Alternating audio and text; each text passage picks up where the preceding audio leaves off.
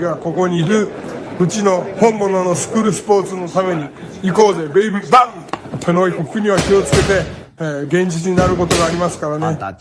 Alright, so we're going to go ahead and continue the long-standing tradition of covering Japanese boxing here on True School Sports. True School Sports, the #1 source for Japanese boxing in America. For an American, arigato gozaimasu. Thank you to everybody tuning in, and ayete okata. Nice to see everybody back watching, showing love, showing that appreciation, that passion for the sport of boxing. Now, I've been wanting to talk about this fighter for a little bit of time now. I'm finally getting around to talking about him because he just fought. Yeah, it's right now as I'm shooting this, it's June 8th, 7:13 p.m. here in Japan. He just got out the ring fighting, and we're gonna talk about the Japanese super prospect, and there seems to be so many of them these days coming out of Japan.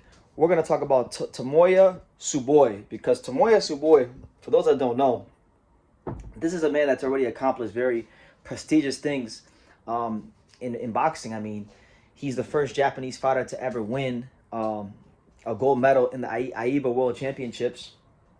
That doesn't really happen at all. It never happened before because the Japanese amateur system structure is just different than most places in the world. They have, high school and college boxing, which is kind of like the equivalent of like NCAA basketball. They have that here. A lot of the top guys you guys know of have boxed in university in Japan. So that's a separate video on its own that I got to do in the future. You have that, but he had a fight. He had one professional fight coming into this fight. He scored a second round knockout over a 14-3 fighter. But then in this fight, he was looking to do something that has never been done before. He was taking on Von Tao Tran, 18-1 from Vietnam, who apparently is like the cash cow of Vietnamese boxing because he promotes shows and he threw a couple shows last year. His one lone loss came to Billy Dibb, so he's not like a creme de la creme top shelf fighter, but still, to be fighting an 18-1 fighter in your second pro fight, to be challenging for the WBO Asia Pacific title in your second pro fight, to open up, because just so you guys know, Tomoya Tsuboi skipped the 4-round level, skipped the 6-round level, and his pro debut was an 8-round fight, even though he only wanted 2 rounds. It was scheduled for 8 rounds. So, and the reason he was able to do this is because the Japanese Boxing Commission granted him an A-class license in his very first fight. And that's never happened. The only other Japanese fighter to do that was Ryota Murata. So this guy's already made a lot of history before even this fight. Like, just so you guys know, he did things that not even Naoya Inoue has done. So Tomoya Tsuboi is a very, very interesting fighter in Japanese boxing right now, and just in boxing point blank period. He's campaigning at bantamweight. This fight was pretty routine for him. Like there wasn't much in it. Von Tao Tran was just not on that level. Tsuboi boxed very well on the outside, controlling the fight with his feet, but he as the fight wore on, he got more aggressive and upped the punch output, pushing Von Tao Tran back and just slowly but surely and systematically wearing him down and wearing him out. He couldn't get the stoppage, but this. I've watched film on Tomoya Tsuboi, but this is my first like extended look at him when he's fighting live, and I liked what I saw. The biggest thing I could say I was impressed with, it wasn't his power or even his fundamentals or even his anything like that or his speed. It was more so his footwork, his foot placement, his awareness of where his feet are, his foot awareness in the boxing ring.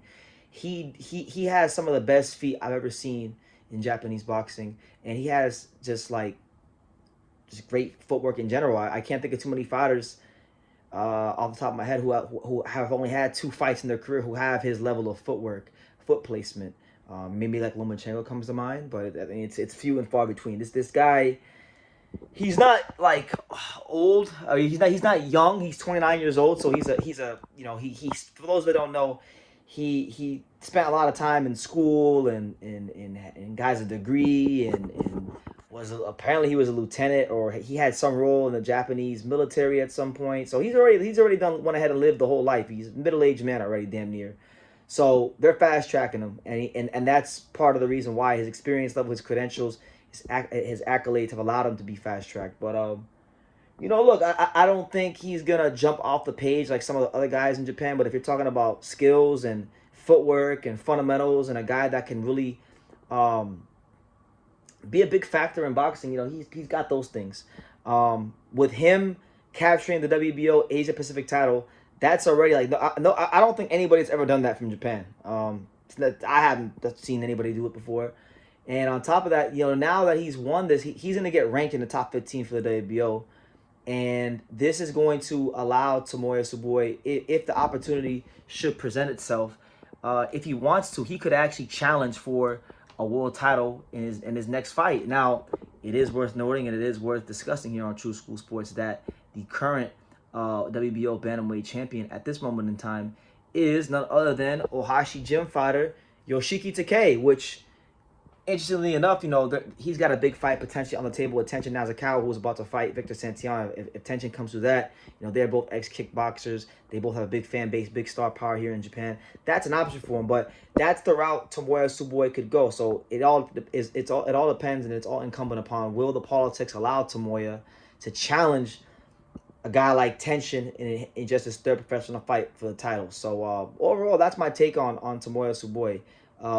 One of the many that are featuring in this laundry list of great, dynamic, young, bright talents in this golden age of Japanese boxing that I've been very excited to cover and have had a great time covering here on True School Sports. So yeah, you guys let me know what you think in the comments down below. Make sure you guys take the time to subscribe, and like I say in every single one of these videos, you can love me or you can hate me, but I'm just a kid from Dania. So until next time, take care, guys.